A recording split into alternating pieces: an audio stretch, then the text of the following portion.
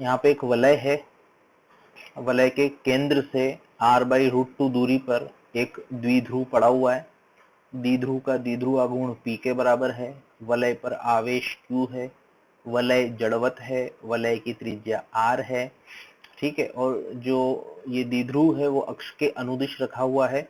द्विध्रुव पर लगने वाला बल ज्ञात करना है। चलिए करिए।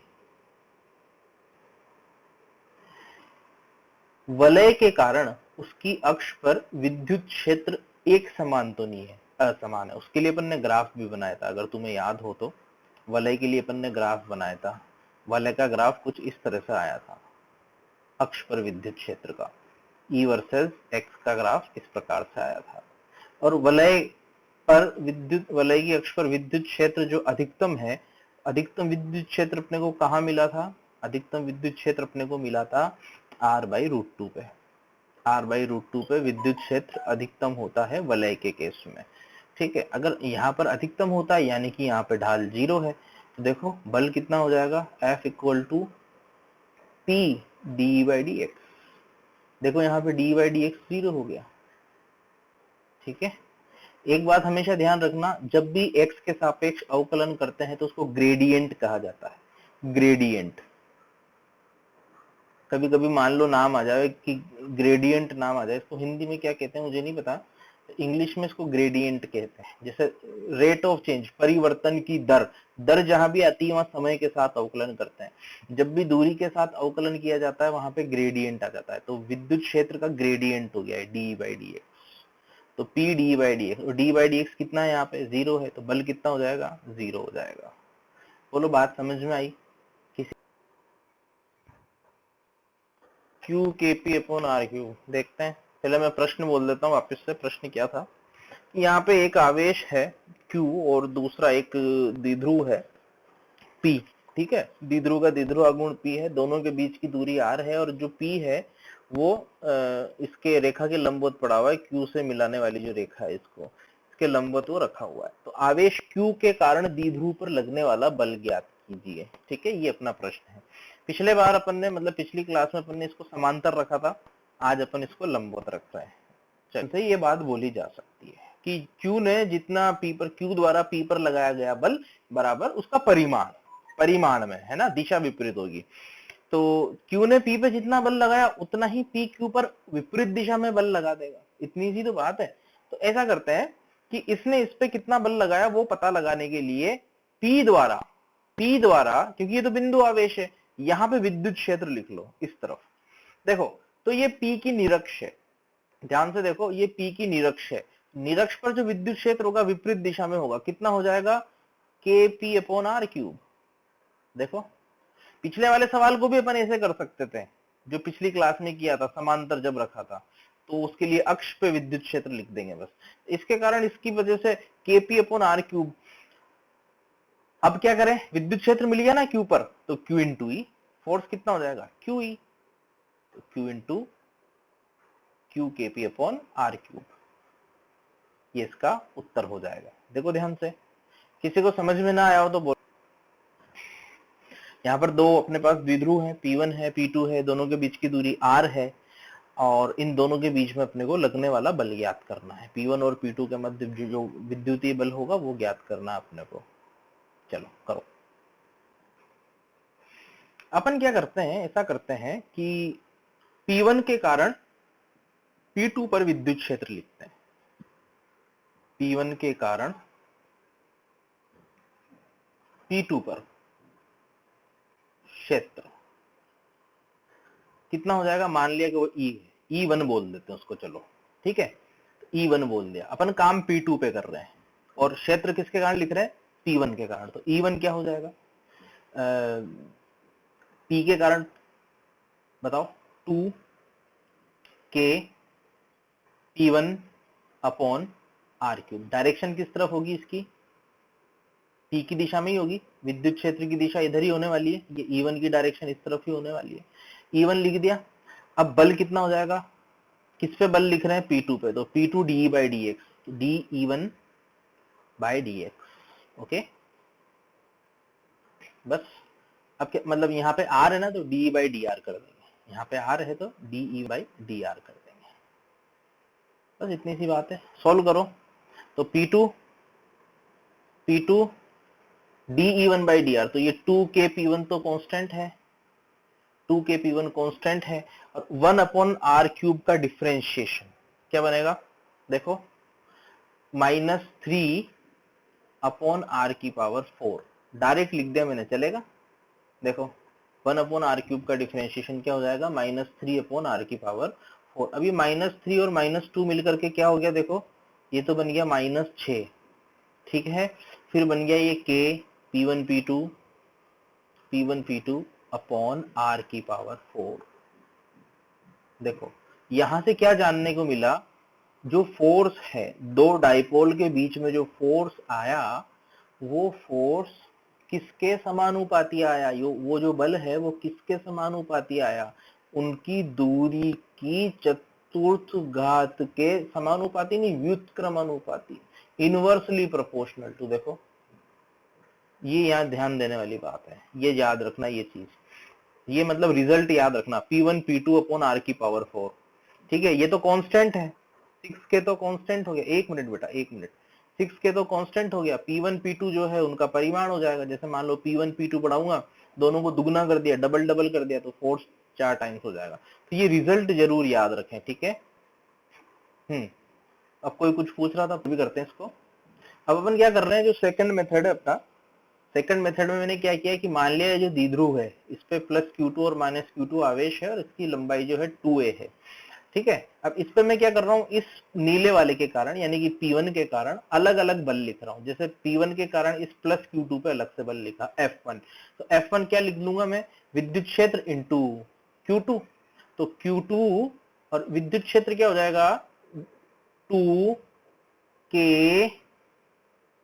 P1 upon R plus A का होल क्यूब। देखो ये यहां से केंद्र से दूरी कितनी है, केंद्र से केंद्र की दूरी R है, तो R प्लस A, यहां तक की ये डिस्टेंस, ये R प्लस A आगे है ना ये, तो R प्लस A, ठीक है। इसी तरह से मैं F2 लिख दूंगा, F2 क्या हो जाएगा, Q2, दिशा विपरीत है मैंने बना दी है, सिर्फ परिमाण लिखना है, Q2 into 2k P1 upon P1 के कारण Q2 पर बल R माइनस A का क्यूब। देखो दोनों पे डिफरेंट अलग अलग लिख लिया मैंने, ठीक है।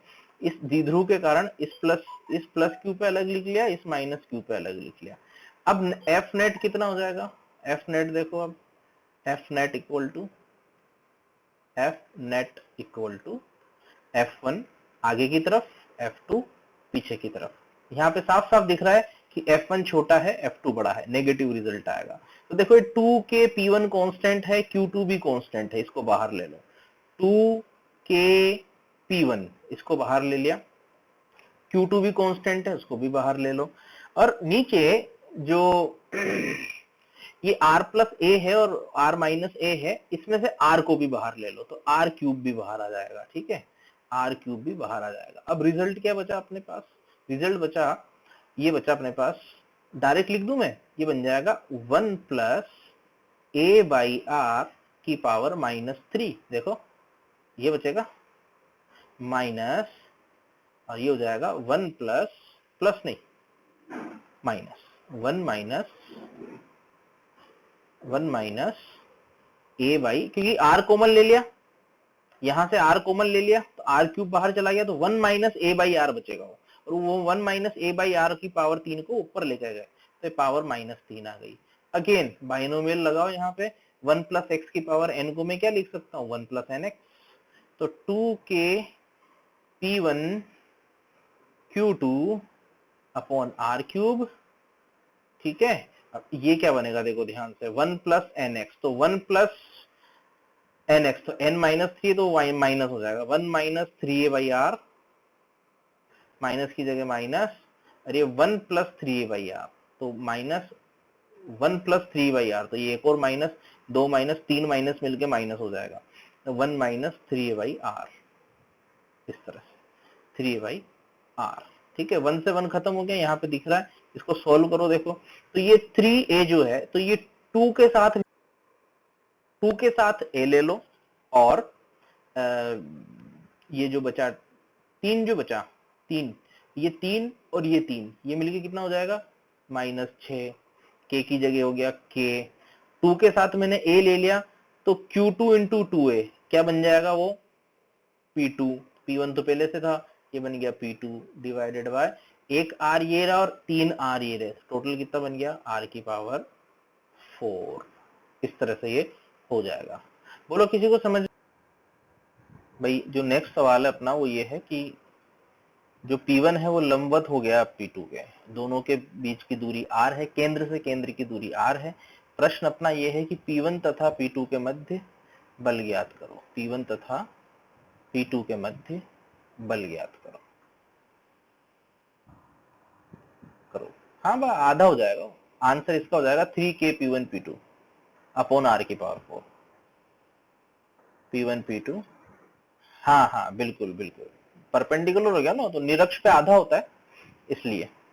ठीक है, जो विद्युत बल रेखाएं है, ये अपना नेक्स्ट टॉपिक जो है इलेक्ट्रिक लाइन ऑफ फोर्स। विद्युत बल रेखाएं जो है वो ये है कि ये ऐसे काल्पनिक वक्र है, मतलब ऐसे दिखेंगे नहीं, हवा में नहीं दिखते अपने को, ऐसे काल्पनिक वक्र है जिसके किसी बिंदु पर खींची गई स्पर्श रेखा उस बिंदु पर विद्युत क्षेत्र की दिशा को दर्शाती है। ये बिल्कुल उसके समान है जब अपन 11th में फ्लूइड मैकेनिक्स पढ़ा करते थे, और फ्लूइड मैकेनिक्स में अपन स्ट्रीम लाइन फ्लो पढ़ते थे, स्ट्रीम लाइन फ्लो उसके समान है बिल्कुल। ये क्या किया मैंने, मान लिया कि किसी स्थान पर विद्युत क्षेत्र है और उस स्थान पर विद्युत क्षेत्र की जो बल रेखाएं हैं, विद्युत बल रेखाएं हैं, काल्पनिक बल रेखाएं, वो इस तरह से आ रही है। ठीक है, कहने का मतलब मेरा ये है कि इसके किसी भी बिंदु पर, जैसे यहाँ पर विद्युत क्षेत्र की दिशा देखनी है तो इस तरफ आएगी। जैसे मान लो इस बिंदु पर विद्युत क्षेत्र की रेखा मतलब विद्युत क्षेत्र की दिशा देखनी है, यहाँ पे स्पर्श रेखा बनाओ, ये जो स्पर्श रेखा होगी वही क्या होगी, यहाँ पे विद्युत क्षेत्र की दिशा होगी। ठीक है, इतनी सी बस बात है। चलो, पहला गुण क्या है कि विद्युत बल रेखाएं धनावेश से निकलती है, ऋणावेश पर आकर खत्म हो जाती है तथा ऋणावेश पर खत्म होती है। कहने का मतलब ये है कि ये इसका स्टार्टिंग पॉइंट है और एंड कहाँ पे होगा, अनंत पे। अगर मान लो ये विलगित प्लस आवेश है, एंड कहाँ पे होगा इसका, अनंत पे जाके। ठीक है, जैसे मान लो कोई विलगित ऋण आवेश है तो अनंत कहीं से आ रही होगी और कहाँ पे खत्म हो जाएगी, इस ऋण आवेश। कारण क्योंकि विद्युत क्षेत्र की दिशा ऋण आवेश की तरफ होगी। जैसे इस बिंदु पर विद्युत क्षेत्र की दिशा देखो इस तरफ हो जाएगी, इस बिंदु पर विद्युत क्षेत्र की दिशा त्रिज्यीय अंदर की ओर, यहाँ पे देखो त्रिज्यीय अंदर की ओर, यहाँ पे देखो त्रिज्यीय अंदर की ओर, यहाँ पे देखो त्रिज्यीय बाहर की ओर। ये है बात। इस निकाय के लिए अगर मुझे बनाना है, पहले तो मैंने दोनों विलगित रखा था, प्लस बिल्कुल अलग था, माइनस बिल्कुल अलग था। अब अगर मान लो ये दोनों पास पास रखे हुए हैं तो इनके लिए जो बल रेखाएं बनेगी वो किस तरह से बनेगी, थोड़ा देखो। जैसे यहाँ पे कहीं भी विद्युत क्षेत्र देखो, जैसे यहाँ पे विद्युत क्षेत्र देखना है तो दोनों के कारण इस तरफ होगा, विद्युत क्षेत्र की दिशा इधर बनेगी, तो बल रेखा भी ऐसे बन जाएगी, प्लस से शुरू होती है माइनस पे खत्म होती है। देख लो यहाँ पे विद्युत बल रेखा की जो दिशा है, जो विद्युत बल रेखा बन रही है, विद्युत क्षेत्र की दिशा बताती है इस तरह से। जैसे मान लो यहाँ पे देखूंगा इस तरह से, तो ये इस तरह से बन जाएगी। ये बिल्कुल उसकी तरह है, मैग्नेटिक फील्ड में बनाते थे ना अपन 10th क्लास में, बिल्कुल उसकी तरह है, ऐसे है इस तरह से। ठीक है, अब एक बात और होती है इसमें, आगे बताऊंगा मैं, वो लिखाऊंगा आगे इस तरह से कि जो ये आवेशों की मतलब जो परिमाण होता है, आवेश का जो परिमाण होता है वो जो है निर्भर करता है बल रेखाओं की संख्या पे। ठीक है, कि किससे कितनी बल रेखाएं निकल रही है और किस पर कितनी आ रही है, इस प्रकार से। तो इसे रैंडम अपन बना रहे हैं इसको, इस पे खत्म हो रही है ये इस तरह से, इस तरह से, यहाँ से ये स्ट्रेट इस तरह से, तो द्विध्रुव की तरह है। जैसे मान लो अगर दोनों प्लस या दोनों माइनस होते तो इस तरह से होता था, इस तरह से मान लो होता, दोनों प्लस होता तो क्या होता। देखो बनाने की कोशिश करो। देखो यहाँ पे विद्युत क्षेत्र 0 है, ध्यान से देखो, ये जो बीच वाली लाइन बनाई मैंने, यहाँ पे विद्युत क्षेत्र मतलब 0 नहीं है, ये मिड पॉइंट पे 0 है। जैसे यहाँ पे विद्युत क्षेत्र देखूंगा तो ऊपर की तरफ आएगा, यहाँ पे देखूंगा तो सिमेट्री से बोल सकता हूँ, है ना। तो यहाँ पे बल रेखाएं प्लस से निकलती है और माइनस पे खत्म हो जाती है। अब यहाँ माइनस तो कोई है ही नहीं, इस तरह से बल रेखाएं बनेगी कुछ। एक रैंडम बना रहे हैं अपन तो, इस तरह से रैंडम बना रहे हैं अपन, इस तरह से इधर भी ऐसे बन जाएगी इस प्रकार से। यहाँ पे जो है ये जो बीच वाली लाइन है, जैसे यहाँ इसको टच नहीं कर रही है, मतलब इसके पास जाते जाते मतलब किस तरफ हो जाएगी, ऊपर की तरफ, इस तरह से एक रैंडम मतलब हम बनाने की कोशिश कर रहे हैं। इस पे विद्युत क्षेत्र की दिशा बता रही है, मतलब ये क्या बताती है, विद्युत क्षेत्र की दिशा। इस तरह से थोड़ा फ्री हैंड से बना रहा हूँ इसलिए थोड़ी आड़ी टेढ़ी बन रही है, तुम थोड़ी अच्छे से बना लेना। इस टाइप से ये बनती है, इधर ऐसे, इधर ऐसे, इधर ऐसे। तो माइनस के लिए कैसी बन जाएगी, पास आती हुई, प्लस के लिए बन रही है दूर जाती हुई, माइनस से बन जाएगी पास आती हुई, इस प्रकार से, इस तरह से। ठीक है, ये बना लो इसको भी। दो बल रेखाएं जो है, कभी भी ऐसा नहीं होगा कि दो बल रेखाएं एक दूसरे को काट देगी। दो बल रेखाएं एक दूसरे को नहीं काट सकती, क्योंकि मान लो अगर काट दिया तो यहाँ पे मैं स्पर्श रेखा कैसे बनाऊंगा, विद्युत क्षेत्र की दिशा बना ही नहीं सकता, वो अपरिभाषित हो जाएगा, ऐसा कभी नहीं होगा। ठीक है, दो बल रेखाएं कभी भी एक दूसरे को नहीं, ठीक है, कभी नहीं काटेगी दो बल रेखाएं एक दूसरे को। विद्युत बल रेखाएं कभी भी बंद लूप नहीं बनाती, मतलब ऐसा नहीं होगा कि क्लोज लूप बन जाएगा, ध्यान रखना इस बात का।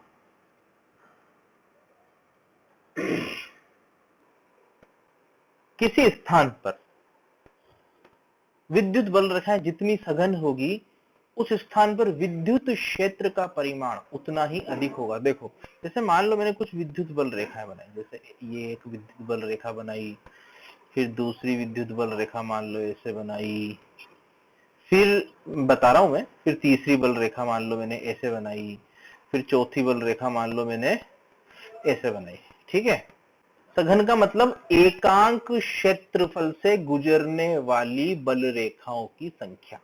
ठीक है, मैं थोड़ा इसको और साफ बना के बताता हूं तुम्हें। एकांक, सघन का मतलब है कि एकांक क्षेत्रफल से गुजरने वाली बल रेखाओं की संख्या। देखना थोड़ा और क्लीन बनाते हैं। मान लो ये एक बल रेखा है, मान लो कि ये दूसरी बल रेखा है, ठीक है, मान लो कि ये यहाँ पे तीसरी बल रेखा है, मान लो कि ये यहाँ पे चौथी बल रेखा है, इस तरह से। सघनता का मतलब है एकांक क्षेत्रफल से कितनी गुजर रही है। अब तुम यहाँ पे देखो, मैंने कोई दो बिंदु लिए, जैसे एक बिंदु लिया मैंने यहाँ पे, मान लो कि बिंदु ए है, और मान लो कि यहाँ पे बिंदु बी है। ठीक है, इस तरह से कहीं भी ले लो, यहाँ पे ले लिया मैंने बिंदु बी। अब देखो, अगर यहाँ पे मैं एकांक क्षेत्रफल बनाऊं, सपोज करो मैंने यहाँ पे ऐसे सर्कल बनाया, तो इस सर्कल से दो बल रेखाएं गुजर रही है। अब इसी आकार का सर्कल यहाँ पे बनाओ, इस तरह से मान लो ऐसे बनाओ। ठीक है, तो यहाँ से कम बल रेखाएं, ये तो रैंडम बनाई, इनके बीच में भी रेखाएं होगी, खूब सारी रेखाएं होती है, मतलब ऐसे तो अपन रेफरेंस के लिए बना रहे हैं। तो यहाँ पे देखो सघनता, देखो यहाँ पे जैसे दो गुजर गई, यहाँ पे सिर्फ एक ही गुजर रही है, यहाँ पे दूर दूर है यानी कि कम सघन है, यहाँ पे पास पास है यानी कि ज्यादा सघन है। तो जितनी ज्यादा सघन होगी उतना ही विद्युत क्षेत्र का परिमाण ज्यादा होगा। ठीक है, और दिशा तो स्पर्श रेखा की से आई जाएगी। तो ये बात अपने को जानने की है कि जितना ज्यादा सघन होगा उतना ही ज्यादा क्या होगा, विद्युत क्षेत्र का परिमाण होगा। देखो यहाँ पे पांच रेखाएं इतने से क्षेत्र से निकल रही है, जबकि यहाँ पे पांच रेखाएं, जो ये जो पांच रेखाएं आगे चल के इतनी चौड़ी हो गई, तो क्षेत्रफल बढ़ गया ना, क्षेत्रफल बढ़ गया मतलब सघनता घट गई, सघनता घट गई मतलब विद्युत क्षेत्र का परिमाण घट गया। देखो प्लस आवेश के लिए देखो, जैसे जैसे अपन दूर जाते हैं वैसे वैसे इनके बीच का गैप बढ़ता जाता है ना। देखो धन आवेश के लिए जैसे जैसे दूर जा रहे हैं वैसे वैसे इनका गैप बढ़ता जा रहा है। यहाँ गैप कम है, यहाँ पे देखो गैप कम है, यहाँ पे गैप ज्यादा ज्यादा हो गया। तो इसका मतलब मैं बोल सकता हूँ कि जैसे जैसे विद्युत बल रेखाओं के बीच का गैप बढ़ेगा वैसे वैसे क्या होगा, विद्युत क्षेत्र का परिमाण भी जो है वो परिमाण, सिर्फ परिमाण वो घटता। कि जैसे मान लो कि किसी आवेश से निकलने वाली या समाप्त होने वाली रेखाओं की संख्या आवेश के परिमाण के समानुपाती होती है। इससे तात्पर्य ये है कि सपोज करो कि ये कोई धन आवेश है, ठीक है, मान लो कि ये प्लस क्यू आवेश है, मान लो ये है प्लस क्यू आवेश। मैंने इसके लिए रेखाएं बनाई, मान लो 1 2 3 4 5 6 7 8। ठीक है, मैंने 8 रेखाएं बनाई। सपोज करो रेफरेंस के लिए मैंने 8 रेखाएं बनाए, 4 भी बना सकता हूँ, ऐसी कोई बात नहीं है, क्योंकि ये तो काल्पनिक रेखाएं हैं, कल्पना के हिसाब से बना दो, पूरे भरी हुई रहती है तो। पर अपन रेफरेंस के लिए, जैसे मान लो इसके लिए अगर मैं 8 बना रहा हूँ, इसी के साथ अगर मान लो यहाँ कहीं दूसरी जगह अगर मान लो मैं 2q आवेश लिख दूं, प्लस का 2q आवेश, ठीक है, प्लस होगा तो दूर जाएगी, माइनस होगा तो पास आएगी। तो इस प्लस 2q के लिए मुझे 8 नहीं, कितनी बनानी पड़ेगी? 16। 1 2 3 4 5 6 7, इस तरह से। हैं जी, क्या बोल रहे हो बेटा? आवेश, हाँ, संख्या भी डबल हो जाएगी। आवेश दुगना हो गया तो बल रेखाओं की संख्या भी दुगनी हो जाएगी, इस तरह से, मतलब ज्यादा घनी बनेगी। क्यों डबल हो रही है बताओ? क्योंकि विद्युत क्षेत्र दुगना हो जाएगा, किसी भी बिंदु पर विद्युत क्षेत्र डबल हो जाएगा। क्योंकि क्योंकि देखो, गिनो, 16 हो गई क्या? गिनो, 16 हो गई क्या? विद्युत बल रेखाएं, इलेक्ट्रिक लाइन ऑफ फोर्स, विद्युत बल रेखाएं समविभव पृष्ठ के लंबवत होती है। अब तुम खुद समझो कि क्यों होती है। विद्युत बल रेखाएं समविभव पृष्ठ के लंबवत क्यों होती है? जैसे मान लो कि मैंने ये विद्युत बल रेखाएं बनाई, ये मान लो एक विद्युत बल रेखा, ये मान लो दूसरी विद्युत बल रेखा, ये मान लो यहाँ पे तीसरी विद्युत बल रेखा, इस तरह से ये चौथी विद्युत बल रेखा। तो ये जो विद्युत बल रेखाएं हैं वो समविभव पृष्ठ के लंबवत होगी। जैसे धन आवेश के लिए भी बनाता हूँ यहाँ साथ के साथ, तो ये विद्युत बल रेखाएं बनाई, ये इस तरह से, ये विद्युत बल रेखाएं इस तरह से 4 बना देते हैं। ठीक है, अब समविभव पृष्ठ बनाओ, तो विद्युत क्षेत्र के लंबवत, विद्युत क्षेत्र के लंबवत। 1 मिनट में पहले अपनी बात पूरी कर दूं, फिर तुम्हारी बात सुनूंगा। जैसे समविभव पृष्ठ ऐसे बन जाएगा, यहाँ पे किसी भी स्थान पर देखो समविभव पृष्ठ विद्युत बल रेखा के लंबवत निकलेगा। देखो जैसे यहाँ पे ये समविभव पृष्ठ इस तरह से, dv by dv equal to e dot dr से भी बोल सकते हैं अपन इस बात को। यहाँ पे देखो समविभव पृष्ठ कैसे बनेगा? वृत्ताकार गोलाकार बने थे ना, याद आया? गोलाकार, ऐसे गोला, ठीक है, ये गोला इस तरह से।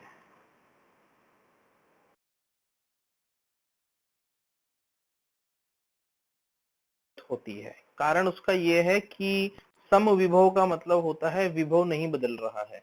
तो कब नहीं बदलता विभव? जब विद्युत क्षेत्र के लंबवत चलते हैं। तो अगर ये समविभव पृष्ठ है तो विद्युत बल रेखाएं इस तरह से बनेगी। ओके, बोलो, किसी को समस्या हो तो पूछो। ठीक है, 7वां पॉइंट क्या है कि स्थिर वैद्युतिकी में जब आवेश स्थिर है तब जो विद्युत बल रेखाएं हैं चालक की सतह के लंबवत होती है। ये वाला पॉइंट चालक में ही समझाऊंगा, वहां पे ही इसके बारे में अपन बात करेंगे। ठीक है, अभी बस लिख लो।